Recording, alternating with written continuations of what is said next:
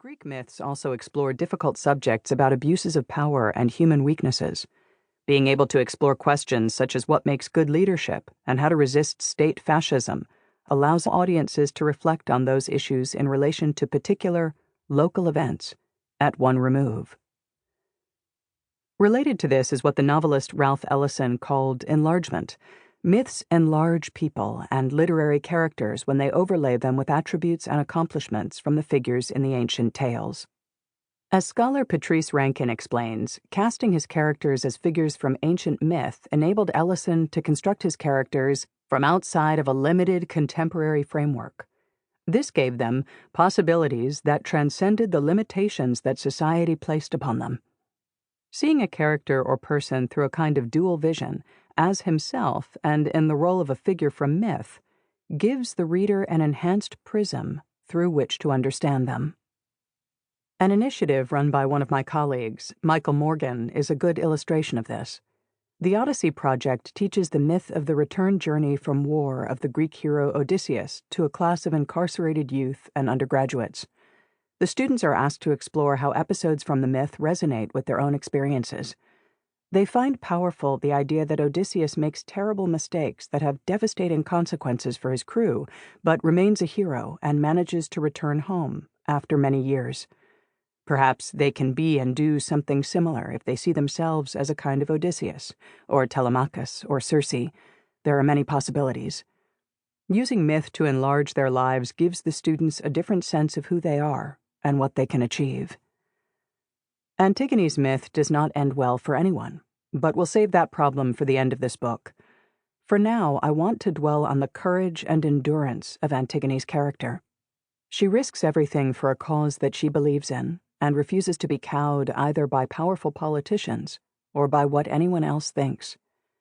The spirit of Antigone lives on in Aisha Evans, who was photographed standing firm in her flimsy summer dress while facing a wall of police officers in riot gear in a Black Lives Matter protest in Baton Rouge. It lives on in Malala Yousafzai, who campaigned for the rights of girls in Pakistan to be educated, even though it was dangerous to break the law of the Taliban, who tried unsuccessfully to kill her in 2012. And it lives on in the resolute opposition to climate change shown by Greta Thunberg, who, at 16 years old, went on strike from school to protest outside the Swedish parliament.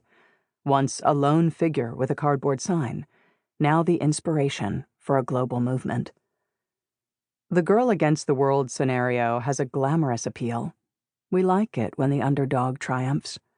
Sophocles' Antigone is frequently taught in high schools in the United States, and whenever I speak about the play in local schools, the students are clearly on the side of Antigone. She is a heroine, they say, and Creon is a total fascist who deserves everything he gets. It is unlikely that the play's original audience would have been so one-sided in their sympathies. The Greeks would likely have been more critical of Antigone, a girl who spoke and acted out of turn, even as many would have also recognized the failings of the king, Creon. A medical text from the time called On the Diseases of Virgins tells us that girls in Antigone's situation, who were old enough to be married but had not yet taken husbands, were thought to be diseased. They went mad and had visions of death. In Antigone, Antigone longs for death.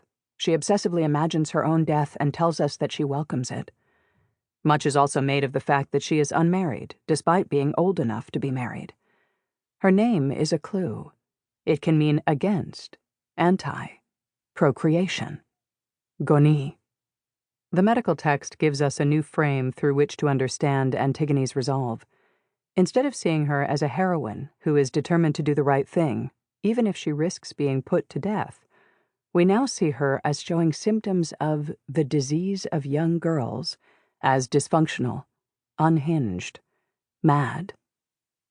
Sometimes simply juxtaposing ancient and modern can reveal new and unexpected perspectives. Greta Thunberg's behavior has also been pathologized. She has been criticized and belittled for having Asperger's syndrome. It has made her, critics say, more open to exploitation by others. But Thunberg herself has spoken about how having Asperger's has helped with her activism. It is a gift that makes her see things outside the box. She has not allowed herself to be defined negatively, but has turned the pathology around into something positive.